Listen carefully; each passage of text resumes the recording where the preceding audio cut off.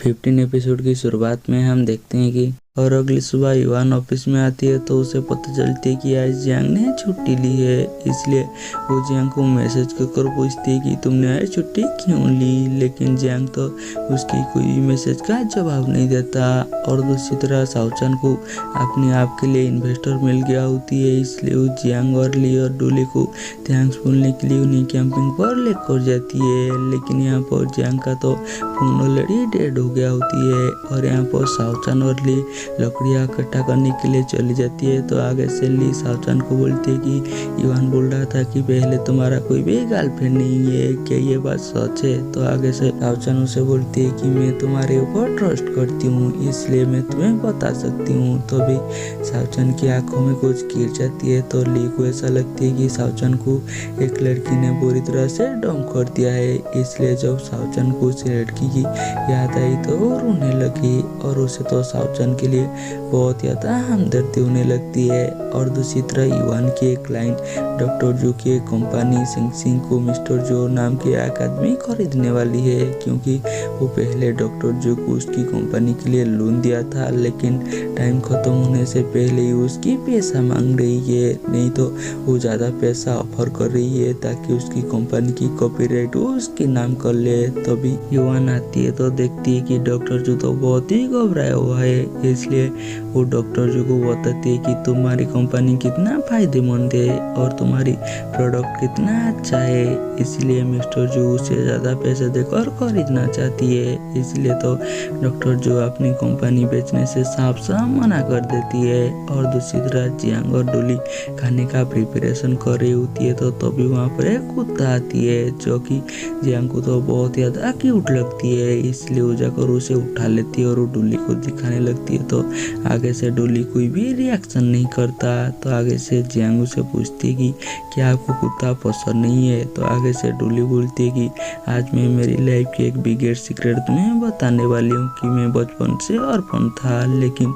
Do family ने मुझे adopt कर लिया क्योंकि उनकी बेटे का डेथ हो गई और उनकी बेटे का डेट ऑफ बर्थ और मेरी डेट ऑफ बर्थ सेम है, इसलिए उन्होंने मुझे अडॉप्ट कर लिया। लेकिन उन्होंने मेरे कुत्ता को एक्सेप्ट नहीं किया और जब मैं बाद में मेरी कुत्ता को ढूंढा तो मुझे पता चला कि उसकी डेथ हो चुकी है। और वो जियांग को बोलती है कि आज मैंने मेरी लाइफ की सबसे बड़ा सीक्रेट तुम्हें बता दिया है, इसलिए तुम्हें भी तुम्हारी लाइफ की एक सीक्रेट मुझे बताना होगा। तो आगे से जियांग बताती है कि मेरी लाइफ की सबसे बड़ा रिग्रेट यही है कि मैं मेरे फादर की लास्ट टाइम पर उनके साथ नहीं थी। उनकी एक्सवेन नूडल नाम की एक कंपनी थी जिससे कि किसी ने हड़प लिया है और इसी चक्कर में वो कई रातों तक सही से सो नहीं पाई और उनकी डेथ हो गई। और दूसरी तरह यान जैसे ही काम खत्म कर घर आती है और वो वीवो चेक करती है तो उसे पता चलती है कि जियांग, ली और डोली और शाओचन कैंपिंग के लिए गए हैं। और ये जानकर तो उसे बहुत ज़्यादा गुस्सा आती है और वो शाओचन को कॉल करती है और उसे जल्दी घर आने के लिए बोलती है और उसे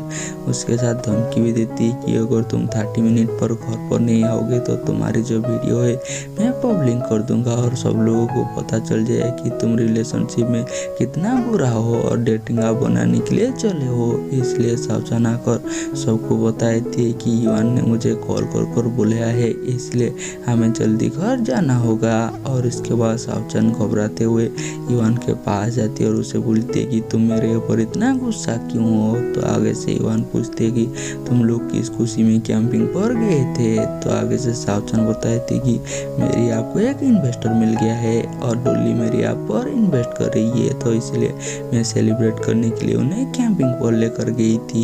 तो आगे से युवान बोलती है कि क्या जियांग ने ही तुम्हें डोली को रेकमेंड किया था? तो आगे से शाओचन उससे हाँ बोलती है और उसे बताती है कि अब से मैं काम को लेकर काफ़ी बिजी रहूँगा, इसलिए तुम मुझे डिस्टर्ब मत करना। तभी युवान उसे उसकी हुई वीडियो भेजती है और उसे बताती है कि ये वीडियो प्रूफ है कि तुम रिलेशनशिप में कितना बुरा हो और तुम्हारी परफेक्ट चॉइस नहीं, तुम्हें छोड़कर और किसी से शादी कर लिया है और तुम एक डेटिंग ऐप बना रही हो। तो आगे से शाओचन उसे बोलती है कि तुम्हें मेरे ऊपर किस बात के ऊपर गुस्सा है? क्या तुम जियांग को लेकर डोली से जेलस हो? लेकिन आगे से युवान उसे ऐसी बकवास चीज सोचने से मना करती है। और दूसरी तरह लिंडा के फादर को भी पता चल जाती जाती है कि डुली ने कंपनी छोड़ ली, इसलिए वो लिंडा को बोलती है कि दोबारा से डुली को कंपनी में लाने के लिए। तो भी लिंडा को याद आती है कि जब डुली पहली बार उसके घर पर आया था तो वो कितना घबराया हुआ था, लेकिन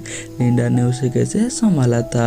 और दूसरी तरफ जियांग को भी पता होती है कि इवान उसके ऊपर गुस्सा है तो उसे मनाने के लिए जाती है, लेकिन पहले तो जियांग उसे सही से बात नहीं करती, लेकिन वो बाद में उसे मना ही लेती है। और उसके बाद इवान जियांग की पूरी टीम के साथ डिनर पर जाती है। तो तभी जियांग की एक कॉलीग आकर इवान के पास बैठती है, लेकिन आगे से इवान उसे बहाने से जियांग से उसे रिप्लेस कर देती है, क्योंकि वो जियांग के साइड में बैठना चाहता था। तभी कोई ना सबको बताती है कि इवान कैसे उनकी मदद करती है, जो सुनकर जियांग को तो यहाँ पर बहुत ज़्यादा जलन होती है। और वो जैसे ही घर जाती है तो वो उसी चीज़ के बारे में ही सोच रही होती है कि इवान कैसे और किसी का मदद करती है। और यहीं पर हमारी ये एपिसोड खत्म हो जाती है और हम मिलेंगे जल्दी नेक्स्ट एपिसोड में।